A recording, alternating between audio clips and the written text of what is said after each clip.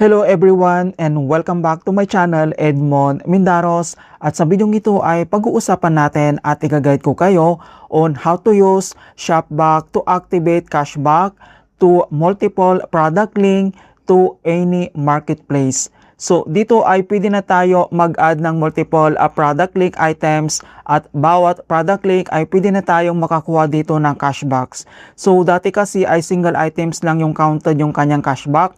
So dito ngayon ay yung bagong update, pwede na tayo mag-add dito ng mga product link to any marketplace at pwede na natin makita kung ilan yung cashback sa items natin dito kapag na-activate natin yung cashback dito lang sa ating Shopbox app. Kaya kung hindi mo kabisado kung paano yan gawin, then stay tuned ka lang at start na natin. So dito naman mga kaibigan ay kailangan natin kunin yung product link. So pwede naman dito so any product marketplace. So mapa Lazada man yan, Shopee, TikTok, Timo, Shein at marami pang iba. So pwede po yan. So for example, kukuha tayo ng product link dito lang sa ating Shopee app. And then dito lang sa ating Shopee app, i-click mo lang. At dito lang sa ating Shopee homepage and then select lang tayo dito kung ano yung items anong gusto natin i-check out. Okay, so mag-scroll down lang tayo. Alright, so for example, ito yung gusto natin na kunin yung kanyang product link. I-click mo lang. And then dito lang sa top right corner, makikita mo dito yung share icon. I-tap mo lang. Ayan, so dito naman sa baba ay mag-pop up tong notifications. And then kailangan mo lang i-tap dito yung copy link. Ayan, so link copied to clipboard. Once na-copy mo na tong product link, and then back lang tayo, and then open lang natin dito yung ating Shopbox app, and then i-click mo lang.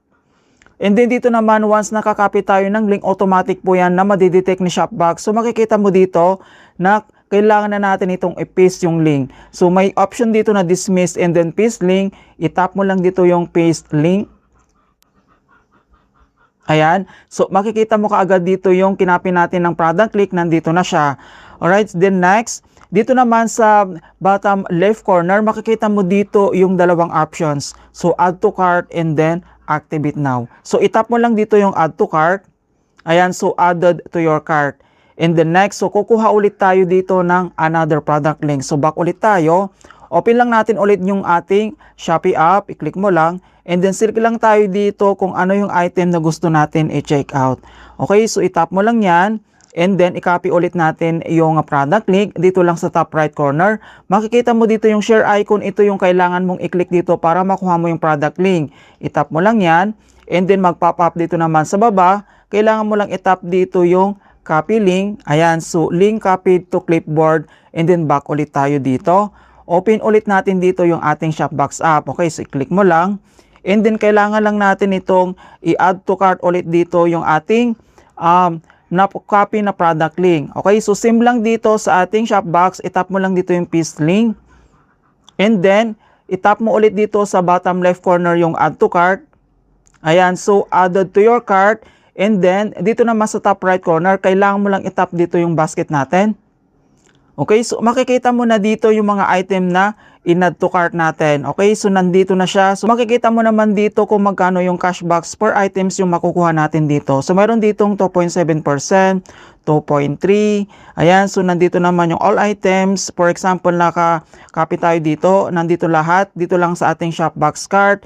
And then kapag okay na lahat, kapag gusto mo na itong i-check out, at dito naman sa bottom left corner or dito lang sa baba, makikita mo naman dito yung total ng items, yung amount niya, and then kung magkano ba yung cashback na pwede natin makuha dito. So dati kasi single items lang yung counted yung cashbacks, pero ngayon pwede na tayo sa mag-multiple product link. So nandito naman yung kanyang cashbacks, kaibigan, makikita mo naman kaagad dito. So tap activate to activate cashbacks for each item or tap activate all to activate them together. So, pwede naman itong i-activate kung gusto mong single items lang. Dito lang sa right corner, yung makikita mo dito yung activate, itap mo lang yan. Or pwede naman itong lahat, dito lang sa bottom right corner, makikita mo dito yung activate all, itap mo lang. Ayan. And then, next, makikita mo naman dito yung other procedure and methods, mga kaibigan, na kailangan natin gawin. So, basahin mo lang yung step 1, step 2, and then step 3. Ayan, kapag okay na, itap mo lang dito yung continue to Shopee. And then, madadirect na tayo ulit dito sa ating Shopee app. So, kailangan mong i-add to cart yung items na na-piece natin dito. So, itap mo lang dito yung basket. Ayan, so add to cart mo lang siya. At dito lang sa top right corner, makikita mo dito yung ating basket, yung add to cart natin. So, dito ay kailangan mo lang i-add to cart yung items. And then, once na add to cart mo na siya, and then kailangan mo lang i-select. And then, kailangan mo lang itong i-check out. Okay, so once na-receive mo na yung item, saka lang po mag-process yung cashback natin dito. So it takes times, so mga weeks or minsan buwan yung inaabot po niya. Basta makaka-receive naman tayo dito ng notifications ni Shopbox once yung cashbacks ay available na siya at pwede na natin itong i-redeem. So, dito lang sa Shopbox ay dito mo naman makikita yung ating activity. Ayan. So, makikita mo naman dito yung si activity. Itap mo lang yan. And then, dito mo naman makikita, mga kaibigan, yung history natin, yung na-confirm, yung na-track, yung cashbacks in, and yung cashbacks out natin. Okay, so dito lang sa available to withdraw, dito mapupunta yung cashbacks natin. Ayan, so makikita mo dito yung ating lifetime earnings, hindi ito lahat ay pwede mong i-withdraw dahil activity details to ng ating Shopbox account. So kung ano lang yung available to withdraw dito, makaibigan na makikita mo lang dito sa baba niya, available cashbacks. So ito lang yung pwede natin na i-withdraw dito. So dito naman sa pag-withdraw ng ating earnings commission dito, so kapag nakaipon ka na dito ng 200 pesos, pwede mo na itong i-withdraw. So ilalagay ko sa description box kung paano ba mag-withdraw dito via GCash, yung PMaya, ayan, and other yung PayPal. Makaibigan, ilalagay ko sa description box kung paano ba i-withdraw yung commissions earning natin dito.